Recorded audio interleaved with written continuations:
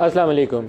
पाकिस्तान की इकॉनमी और महंगाई की सूरत हाल, इसके ऊपर बार बार बात तो होती है, लेकिन किसी के पास हल नहीं है। आज जो निगरान फाइनेंस मिनिस्टर हैं, उनकी सेनेट कमेटी के सामने एक ब्रीफिंग थी।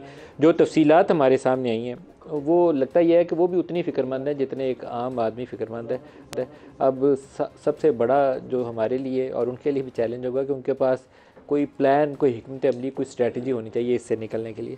जो बातें उन्होंने कही, उन्होंने कहा कि मुल्क की माशी सूरत हाल अंदाजे से कहीं ज़्यादा ख़राब है। बदकिस्मती से मईशत को तबाह करने के लिए कोई कसर नहीं छोड़ी गई। हमारे पास सब्सिडी देने के लिए कोई गुंजाइश नहीं है। सोचती हूँ मैंने योद्धा कबूल ही क्यों किया। IMF से मुआहदा विरसे में मिला, इस पर बातचीत मुमकिन ही नहीं। हम दोबारा उनसे निगोशिएट नहीं कर सकते। मौजूदा मुआशी सूरत हाल की वजह से सियासी और मुआशी अदम इस्तेहकाम है। डॉलर का आउटफ्लो इनफ्लो से ज़्यादा है। अब ये वो बातें हैं जो हम सब जानते हैं, लेकिन इसको मसले को हल करने के लिए क्या उनके पास कोई हल है, ये बात एक सवालिया निशान है और मालूम नहीं है। जो अभी महंगाई की शरह, आम इम्कान यह है कि ये अगले 2 से 3 माह के अंदर इसमें दोबारा इजाफा होगा और वो जो 35-40% हमने पीक टच की थी, हम दोबारा उसकी तरफ जाएंगे। पॉलिसी रेट इस वक्त 22% पे है और IMF की पहली डिमांड यही होगी कि पॉलिसी रेट बढ़ाएं, क्योंकि इन्फ्लेशन ज़्यादा है। दोबारा पॉलिसी रेट भी ऊपर चले जाएगा। जितना हम फेडरल रेवेन्यू इकट्ठा कर रहे हैं, वफाक के पास जितना सूबों को देने के पास बचता है, वो तकरीबन सारा का सारा पैसा 100% इंटरेस्ट पेमेंट में चले जाएगा। दिफा भी हम उधार लेंगे पहले और उसके बाद दिफा को करेंगे। पाकिस्तान के उधार के ऊपर दिफा, अंदाज़ा करें पाकिस्तान की सूरत हाल में। एटॉमिक पावर, कर्जा लेंगे और फिर दिफा के पैसे देंगे। इंटायर फेडरल रेवेन्यू जो है आपका टैक्स रेवेन्यू, वो इंटरेस्ट पेमेंट्स में चला जाएगा।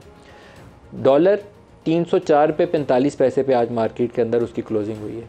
जिस रफ्तार से गिर रहा है वो दिन ज़्यादा दूर नहीं है कि ये हमारे लिए जीना, सांस लेना मुश्किल कर देगा, क्योंकि ऑयल आप इंटरनेशनल मार्केट से इंपोर्ट करते हैं जो मिड 80s में घूम रहा है। कभी $1 नीचे, कभी ऊपर, लेकिन $85 बैरल के ऊपर चल रही है प्राइसेस। और इसमें फौरी कमी का इम्कान कम इस तरह नज़र आता है कि वो जैसे ही नीचे प्राइस आती है और प्रोडक्शन कट्स की तरफ चले जाते हैं। जो शुगर की प्राइसेस हैं वो 160 से ऊपर है मार्केट में, और आटे की कीमत भी तकरीबन इतनी है। तो कौन सी ऐसी साइंस है जिससे एक आम आदमी ज़िंदा रहेगा? जो आपको स्ट्रीट क्राइम्स के अंदर पाकिस्तान भर के अंदर तेज़ी नज़र आती है, वो फ्रस्ट्रेशन का भी इजहार है और लोगों की इकनॉमिक डिफ़िकल्टीज़ उससे ज़ाहिर होती हैं। जिसको शाम में रोटी नहीं मिलेगी, 1 दिन 2 दिन 4 दिन उसके बच्चे जिस दिन भूख से तड़पते उसको नज़र आएंगे, फिर लोग इस जानिब माइल होना शुरू हो जाते हैं। इसके लिए कुछ मनसूबा बंदी के लिए और हिकमत अमली के लिए सारों को सड़ जोड़ना पड़ेगा। अगर बैठ के डंग टपाऊ का कोई तरीका सोचेंगे तो डंग टपाऊ के लिए शायद मोहलत हमारे पास नहीं है।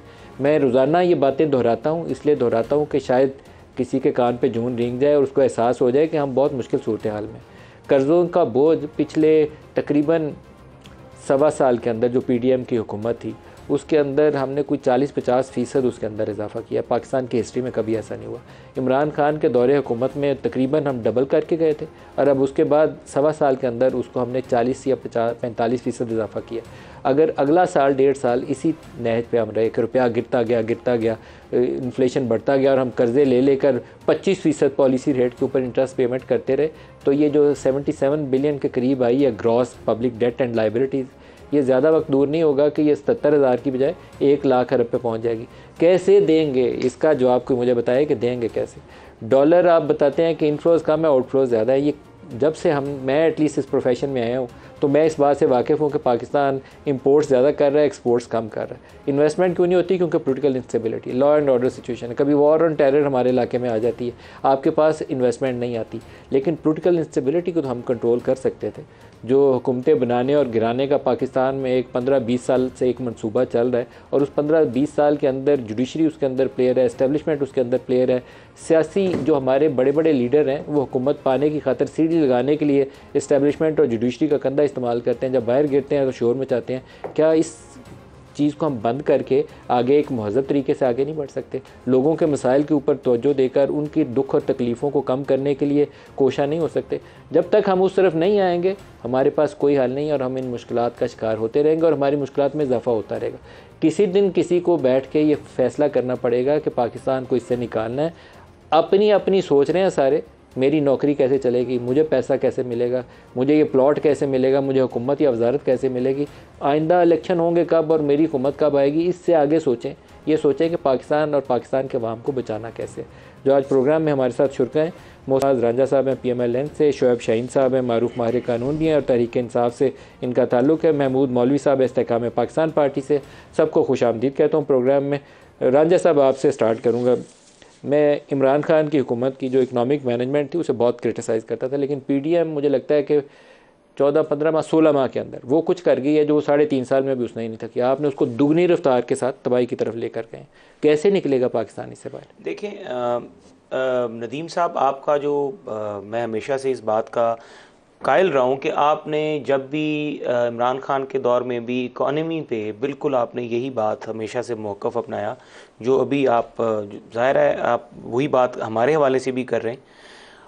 इसके बीच में आपसे ज़्यादा बाखबर कौन हो सकता है कि ये जो बैकलॉग है, इस बैकलॉग को इससे ज़्यादा क्या हैंडल किया जा सकता था? What options we had. Even अगर इमरान खान भी हमारी जगह होता और जिस तरीके से वो फ्यूल की प्राइसेस कुछ जाने से पहले जब पता लगे कि मैं जा रहा हूँ तो माइनिंग कर गए फॉर द कमिंग गवर्नमेंट कि मैं जब प्राइसेस ऊपर जाएंगी तो आवाम को लगेगा कि इमरान ने बड़ा काम किया था। ताकि इमरान, आपको भी पता है कि वो एक पॉलिटिकल स्टंट था जो कि उसने किया और उससे पाकिस्तान की इकॉनमी को नुकसान हो, फिर उस गैप को हमें आके दोबारा से कवर भी करना पड़ा। हुकूमत इमरान की भी होती तो सूरत हाल इससे बहुत मुख्तलिफ ना होती, लेकिन पोलिटिकल इंस्टेबिलिटी अगर दरमियान से आप हटा देते तो कहीं ना कहीं आपको 6 मंथ्स डाउन द रोड शायद सांस लेने की जगह मिल जाती। नदीम साहब, क्राइसिस इतना ही बड़ा होना था क्योंकि इन्फ्लोज डॉलर के अभी भी कम। पोलिटिकल इंस्टेबिलिटी तो रहनी थी। अगर इमरान खान अपना जो टेम्परामेंट था, जो उसका एक टेम्परामेंट एग्रेसिव था, लोगों के ऊपर विक्टिमाइजिंग जो टेम्परामेंट था, अपोजिशन को मारने वाला टेम्परामेंट था, उनको जेलों में डालने वाला टेम्परामेंट था, अगर वो टेम्परामेंट चेंज ना होता तो वहाँ से फिर ये जो रेजिस्टेंस थी वो होनी थी। और महंगाई वाला एक ऑब्वियसली ऐसा इशू था जिसकी बेस के ऊपर ही उस रेजिस्टेंस ने जोर पकड़ना था और डी चाक में इंस्टेबिलिटी रहनी थी। तो इसके अलावा मुझे आप खुद बता दें कि PDM की गवर्नमेंट के पास क्या ऑप्शन थी।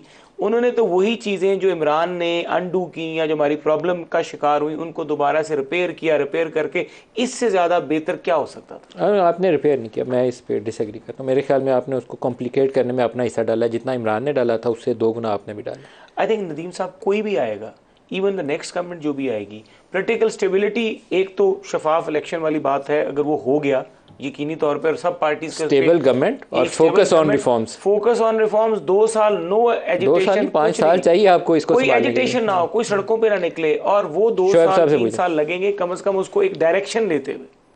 शोएब साहब, क्या ये आएगा दिन कि हम ये जो कंटिन्यूस एक रॉट है ना वो देख रहे हैं इकॉनमी के अंदर, गिरते जा रहे हैं और तबाह करते जा रहे हैं? देखें सर, थोड़ा सा मुझे 1 मिनट दीजिएगा।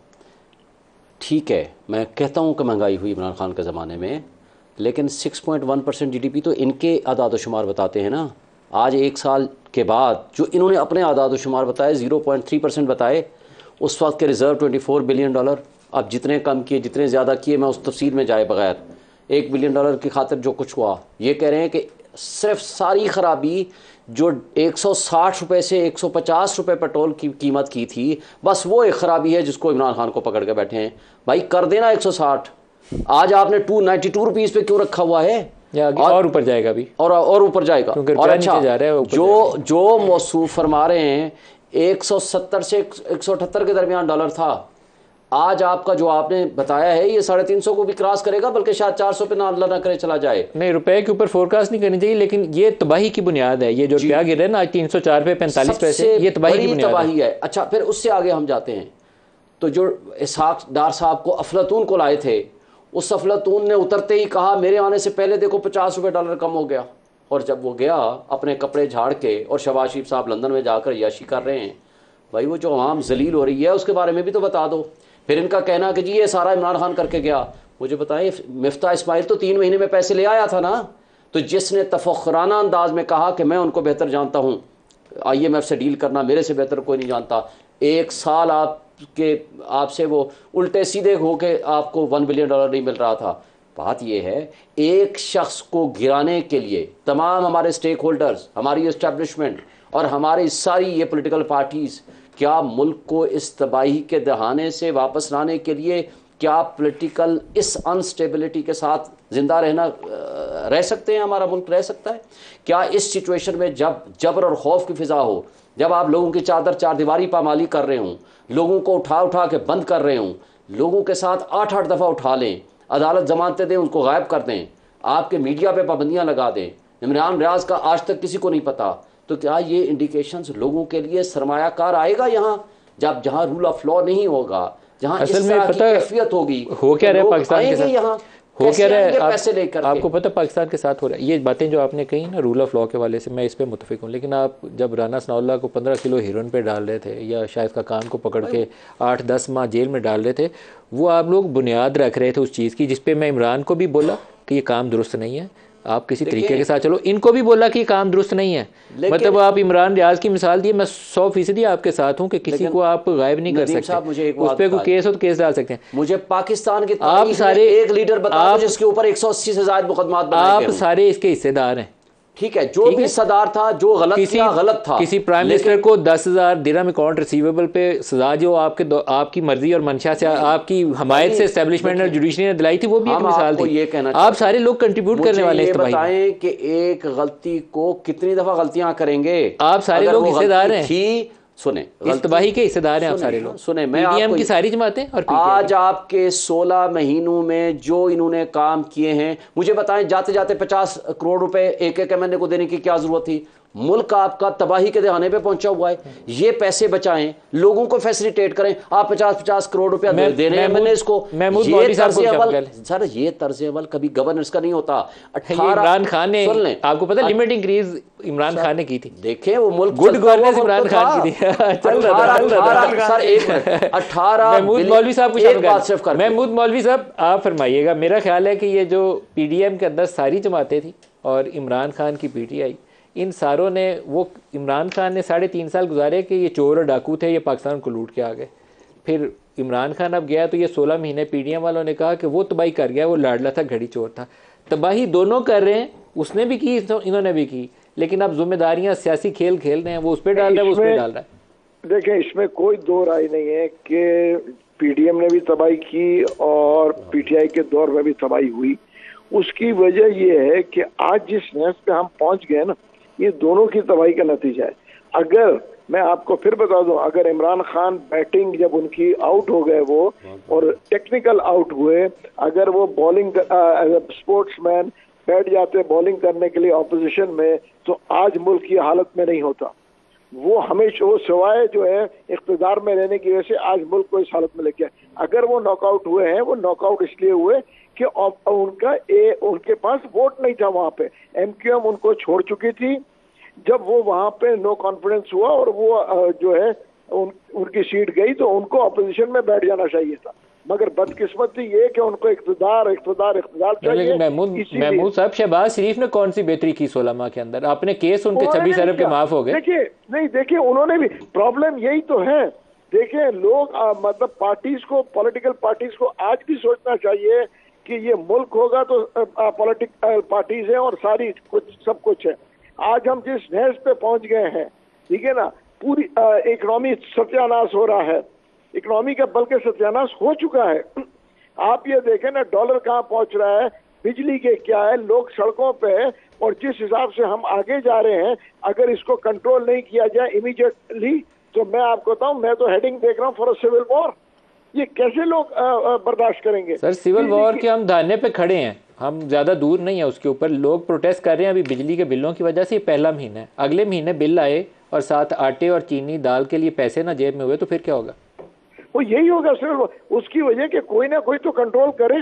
आप ये देखें, हम अभी भी हम बात कर रहे हैं सियासत के ऊपर। खुदारा आके अभी सब लोग जो इसकी बात करें, एक दूसरे को हम इल्जाम तराशी कर करके हमने तबाह कर दिया। पीपल्स पार्टी आती थी, कहती थी पीएमएलएन चोर है, पीएमएलएन आता था, कहते थे पीपल्स पार्टी चोर है, पीडीएम इमरान खान आए, कहते थे सब चोर है। अब देखे ना, ये तो हम नहीं होगा कि इस हिसाब से हम चोर पुलिस खेलते रहे। हमें इकोनॉमी की तरफ ध्यान किसी ने नहीं दिया। महमूद साहब, एंड रिजल्ट फिर ये है कि ये सारे जो थे सारे तबाही के हिस्सेदार हैं, सारों ने इस मुल्क का बेड़ा गर्क किया है, और अब सियासत खेल रहे हैं। वो उधर उंगली उठा रहे हैं, वो उधर उंगली उठा रहे हैं, दोनों मजे कर रहे हैं। यही तो बदकिस्मती है कि अब सिर्फ सियासत के ऊपर आ गए हैं, समझे ना। और वो जो है किसी को जो जिम्मेवारी लेना ही नहीं चाह रहे कि जी हमसे हुई है। हर आदमी सिर्फ और सिर्फ चाहता है कि जी इलेक्शन हो जाए, हम लोगों को बेवकूफ बनाए, समझे ना, और ये कहें कि जी हमारा कसूर नहीं है, वो कहें हमारा कसूर नहीं है। अगर मैं तो कहता हूँ कि अगर कोई भी आ जाएगा इस वक्त, आप लेके कौन, इनके पास क्या प्लान है, पीटीआई के पास क्या प्लान है, या कौन सी पॉलिटिकल पार्टी अपनी प्लान दे रही है कि मैं आके इकोनॉमिक ऐसे ही करूंगा? प्लान चाहिए मुझे, प्लान किसी के पास भी नहीं है। अच्छा ये रांझा साहब, ये सवाल अहम है, क्या सियासी जमातें बुनियादी तौर पर अपनी कैपेसिटी लूज़ कर चुकी हैं? उनके अंदर वो अहलियत नहीं है जो बुनियादी मसाइल को हल करने के लिए दरकार होती है? नदीम साहब, मैं कल से इसके ऊपर बड़ा सोच रहा हूँ, और ये जो एक पकड़ लो, मार दो, जेलों में डाल दो, यकीन माने नवाज शरीफ साहब जब कोर्ट में जाया करते तो हम कई दफ़ा ये सवाल करते थे कि आगे नैब का ये सारी चीज़ें, फिर जब नैब की तरामीम हो रही थी और नैब लॉ को ख़त्म किया जा रहा था और सब कुछ कह रहे थे कि नैब को ख़त्म कर दें, मिसयूज़ होता है ये सारा, लेकिन हम एक चीज़ बड़ी देखें, एक बंदे को आपने 2017 में, जिस तरह मेरे भाई कह रहे थे, थोड़ा सा मुझे टाइम दें, 2017 में आपने उसको मैनेज करके, उस वक्त की इस्टेब्लिशमेंट ने और जुडिशरी ने मैनेज करके उसको बाहर कर दिया। उसके साथ पाकिस्तान में जो एक तरक्की की स्पीड चल रही थी वो गिर गई। उस जैसी एफडीआई, उस जैसे वेंचर्स पाकिस्तान में इमरान खान के 3.5 साल में भी नहीं हो सके। उसके बाद आगे से महंगाई का इतना इशू बना और इमरान खान ने एक नैरेटिव वॉर में एक ऐसा नैरेटिव डेवलप किया जिसके बीच में नफरत, और उसको पीछे से सपोर्ट रही 10-15 साल, वो नैरेटिव डेवलप करवाया गया इमरान खान का, मीडिया के थ्रू, सोशल मीडिया के थ्रू, इतना इन्वेस्ट किया गया उसमें कि उसका रिएक्शन 9 मई को सबने देख लिया। अब अगली दफ़ा पॉलिसी मेकर सोचेंगे कि क्या किसी बंदे को फ्यूचर में इस तरह करना है।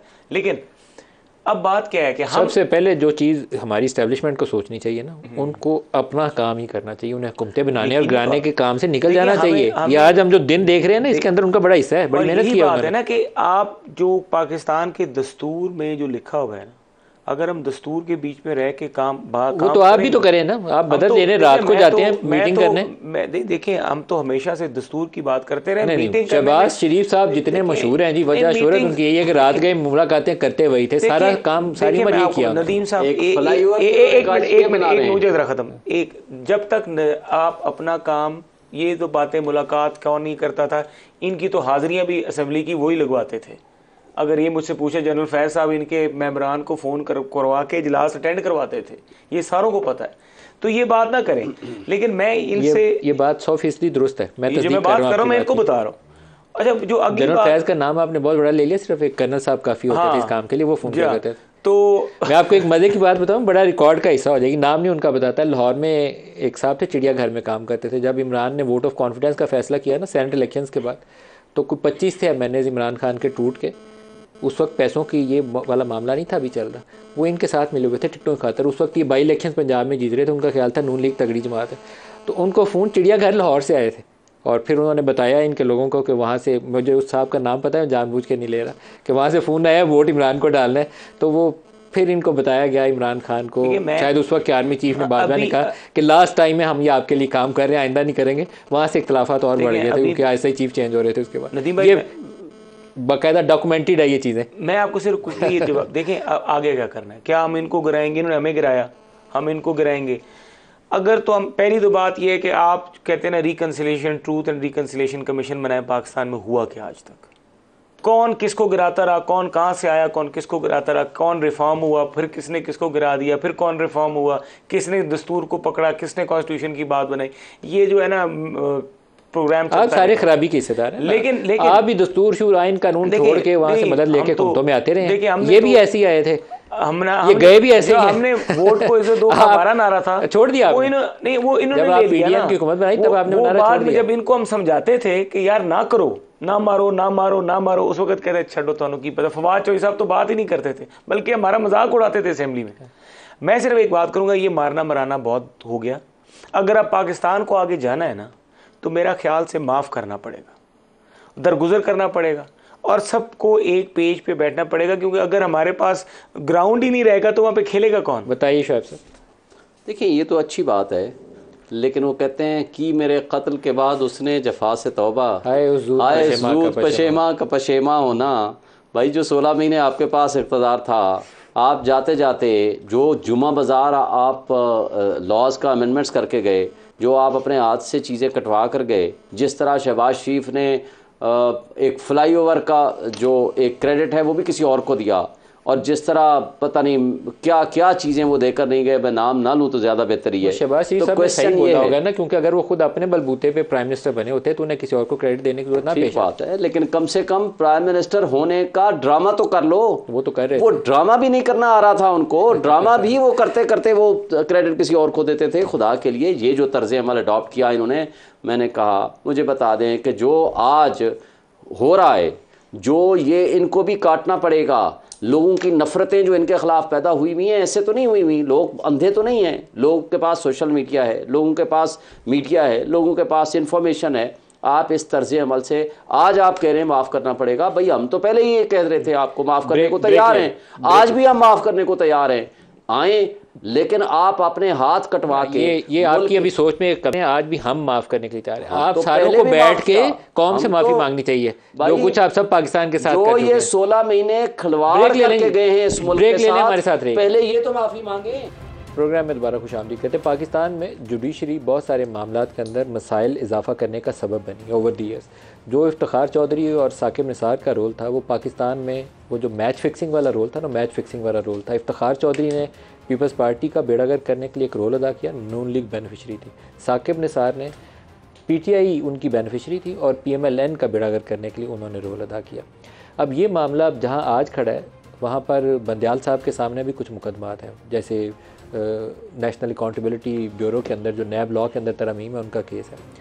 अब नैब लॉ पाकिस्तान के अंदर बहुत सारे मसाइल इजाफा करने का सबब बना है। जब से जनरल परवेज़ मुशर्रफ ने बनाया था, इसको अपोनेंट्स को तोड़ने के लिए इस्तेमाल किया गया था। सबसे पहले पीपल्स पार्टी के अंदर ही पैट्रियट्स बनाई गई, जनरल परवेज़ मुशर्रफ ने खुद बनाई, पैट्रियट्स बनवाई, और वो बंदे तोड़ के जमाली साहब की हुकूमत पूरी नहीं हो रही तो हुकूमत उनकी बनवा ली। जो मुकदमात हाई प्रोफाइल हुए थे, उनको उन्होंने किसी को, नवाज शरीफ को, मोहतरमा को पाकिस्तान से बाहर भेजा और वो मामला बैक बर्नर पर डाल दिए। सारा काम खुद से स्टार्ट किया और ख़ुद ही उस नैब के अंदर ख़राबी की बुनियाद रखी और हमेशा विच हंटिंग के लिए अपोनेंट्स को इस्तेमाल हुई। लेकिन या तो नैब ख़त्म कर दें, मैं उस पर भी मुझे कोई ख़ास इतराज़ नहीं होगा, ताकि पाकिस्तान आगे चलना शुरू हो जाए। लेकिन नैब लॉ के अंदर कुछ तरमीम की गई हैं, कुछ दरकार थी। आज सुप्रीम कोर्ट के सामने भी ये मामला था, उन्होंने कहा बाज़ अच्छी तरमीम थी, बाज़ बुरी तरमीम है। अब इन्होंने ये कर दिया, 500 मिलियन से नीचे की करप्शन नैब के नीचे नहीं आती।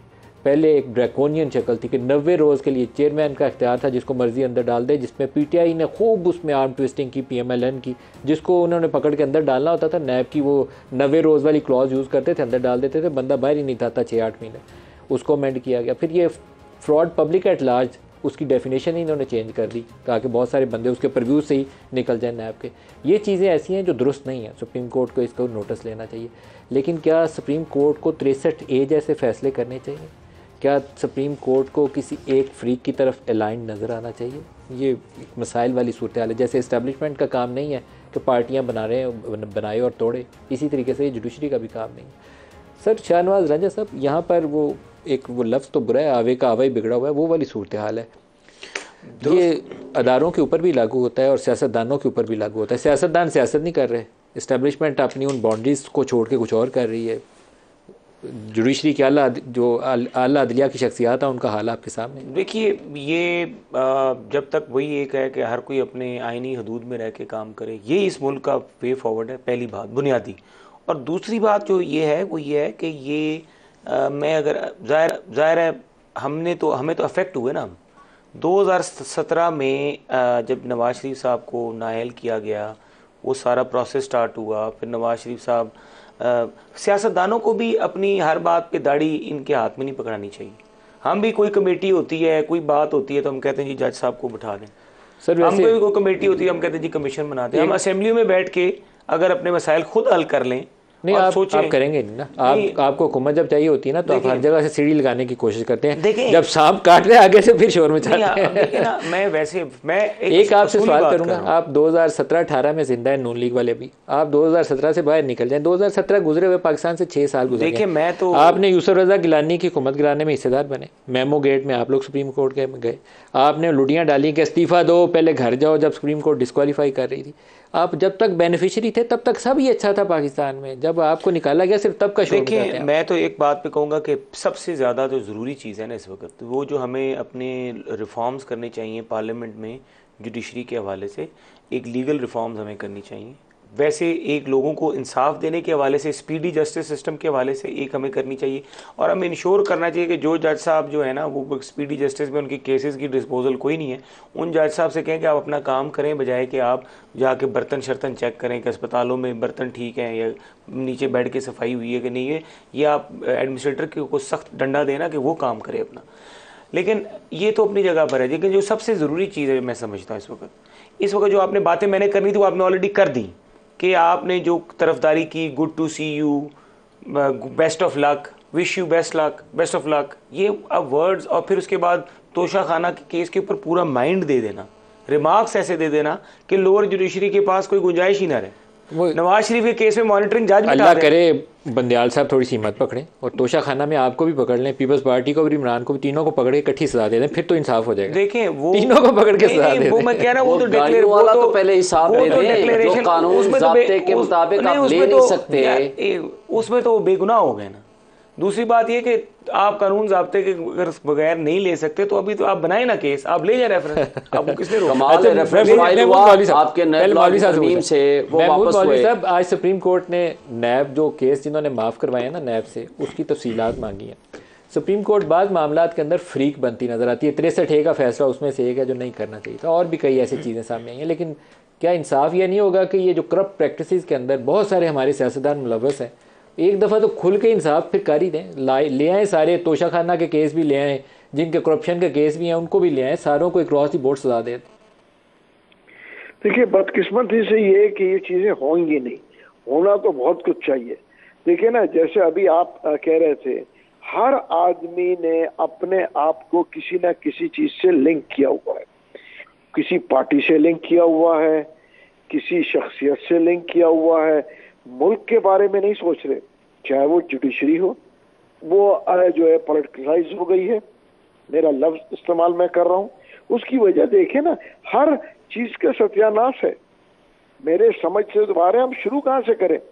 आप ये देखें ना, पॉलिटिकली सुप्रीम कोर्ट एक साइड पे है, हाई कोर्ट एक साइड पे है, मतलब हमने तो मजाक बनाया हुआ है जुडिशरी को भी। चीजों को हमें देखना पड़ेगा, एक्शन लेना चाहिए। देखिए इंडिपेंडेंट जुडिशरी हो, जो अपने फोर्सेस और एस्टेब्लिशमेंट पॉलिटिक्स में इन्वॉल्व ना हो, बहुत सारी चीजों को, और पॉलिटिशियंस को खुद इन्वॉल्व करते हैं एस्टेब्लिशमेंट को और फोर्सेस को। वो जाके कहते हैं कि सर हमें लेके आ जाएं, सर यूं कर लें, सर यूं कर लें। लेकिन आज नवाज शरीफ बात कर रहे हैं, या आसिफ जरदारी साहब बात कर रहे हैं, ये इमरान खान साहब बात कर रहे हैं, मैंने तो सबको देखा है ना, सब इन्हीं के थ्रू आए हैं। क्या पीटीआई इनके थ्रू नहीं आई? क्या जब नवाज शरीफ की गवर्नमेंट पहली गवर्नमेंट गिराई, पीपल्स पार्टी इनके साथ नहीं बनी? जब पीपल्स पार्टी को गिराया गया, नवाज शरीफ आए, क्या वो इनके साथ नहीं? सब अपने वक्त के ऊपर मिलते रहे हैं।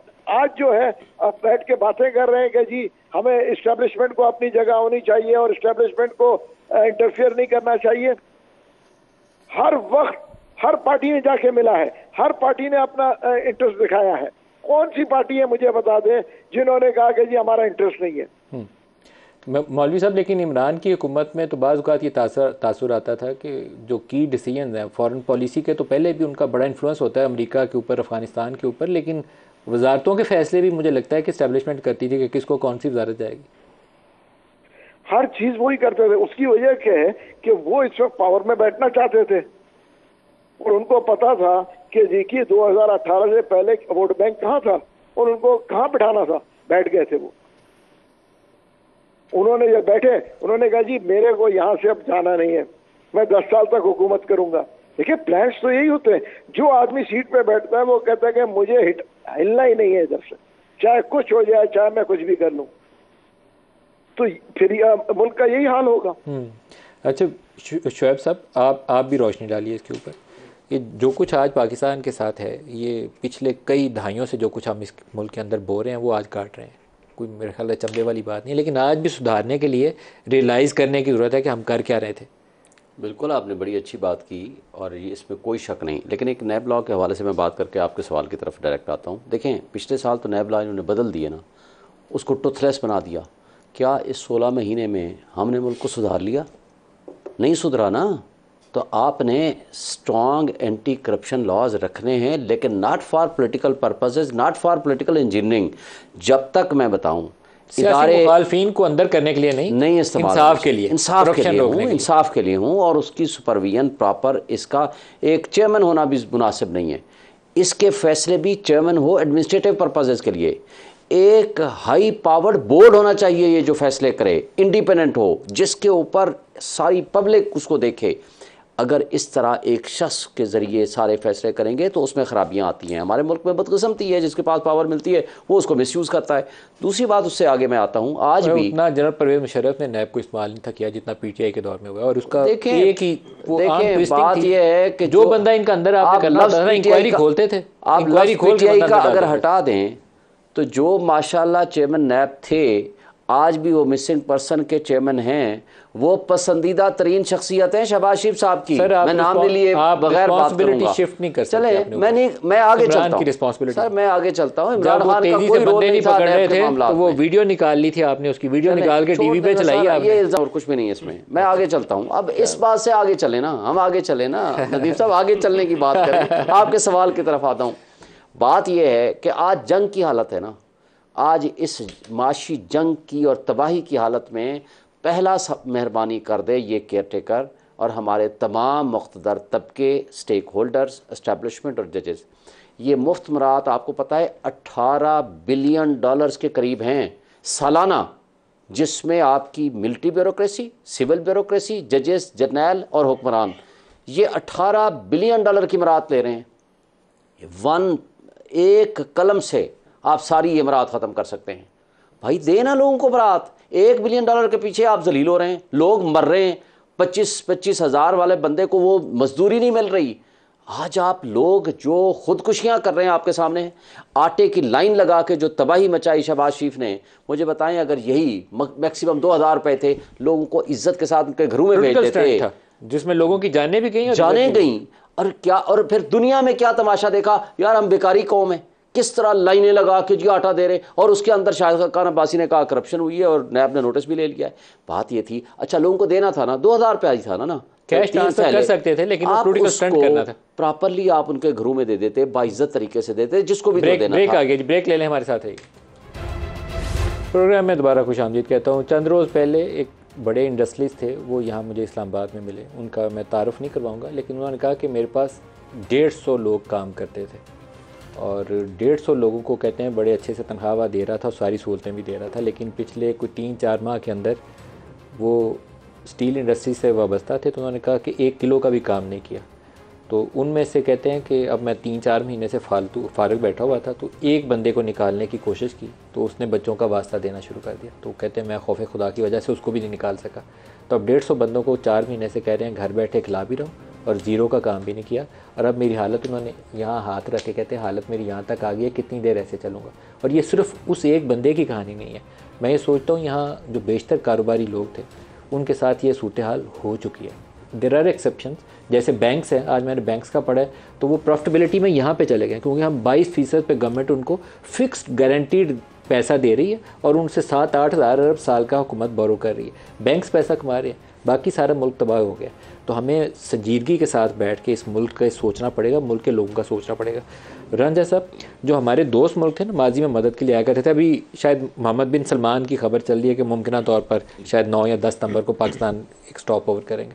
हो सकता है कुछ इन्वेस्टमेंट वगैरह का भी अनाउंस कर दें, लेकिन उनकी एक वो लिमिट शायद टच कर चुकी है। हम बार बार जाते हैं उधार तेल लेने, 1 अरब डॉलर बैंक में रखवाने।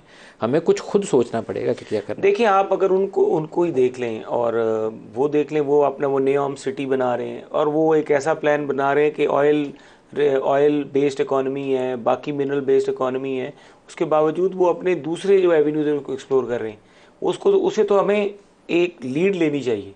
हमें यहाँ पर जो अभी देख रहा हूँ, अब उसमें सबसे बड़ी बात यही है कि एक तो इसमें कोई शक नहीं, इंतखाबात होने चाहिए और अपनी जो टाइम लिमिट है उसके बीच में होनी चाहिए। $1 का रेट संभाल लें और एक इंतखाबात बना के मुस्तहकम हुकूमत बना दें। उसके बाद ये होगा कि आप अगली जो भी गवर्नमेंट बने, जिसकी भी बने भले, वो उसके बाद अपनी पॉलिसी जो बनाए उसके बीच में ऐसे प्रोजेक्ट्स बनाए जिसके बीच में से जो रेड टेप्स है ये रेड टेपिज्म है और बॉटल नेक्स हैं जो ब्यूरोक्रेसी के होते हैं, रूल्स के होते हैं, रेगुलेशंस के, होने वाला काम रोक लेते हैं, फाइल पे बैठ जाएंगे, समरी नहीं निकालेंगे। ये सारा काम ख़त्म करें और ऐसी चीज़ें जो प्राइवेटाइज हो सकती हैं उनको ओवरसीज़ के साथ जेवीज करके उनको फौरी तौर पर प्राइवेटाइज करें।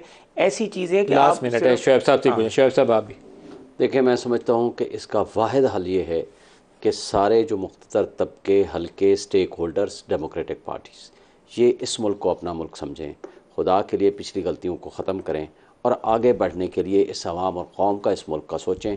उसका बेस्ट सोल्यूशन ये है हर कोई अपने दायरे में काम करे, स्ट्रॉन्ग डेमोक्रेटिक गवर्नमेंट आने दें, ये जबर और खौफ की फ़िज़ा ख़त्म करें। जो हुकूमत आए उसको अनइंटरप्टेड उसको हुकूमत करने दें, जो भी आए, जिसको लोग वोट दें उसको अपना समझें लोग, फिर लोगों का उनके ऊपर ट्रस्ट होगा। जब तक political stability, consistency and policies नहीं होगी, बाहर का कोई बंदा इवन आपको ओवरसीज़ भी पैसे लेकर नहीं आएगा। मेरे पास टाइम प्रोग्राम का ख़त्म हो गया, लेकिन जमहूरियत के लिए शायद बुनियाद सियासी जमातों को रखनी पड़ेगी। पहले पार्टियों के अंदर इंतखाबात करवाएं और इंतखाबी अमल से अपनी पार्टी की लीडरशिप किसी एक शख्सियत परस्ती से निकल जाएँ तो हम आगे चलना शुरू हो जाएंगे। शोएब शाहीन साहब, मोहसिन शाहनवाज रांझा साहब और महमूद मौलवी साहब, आप सबका शुक्रिया। आज के लिए इतना ही, इजाज़त दीजिए। अल्लाह हाफ़िज़।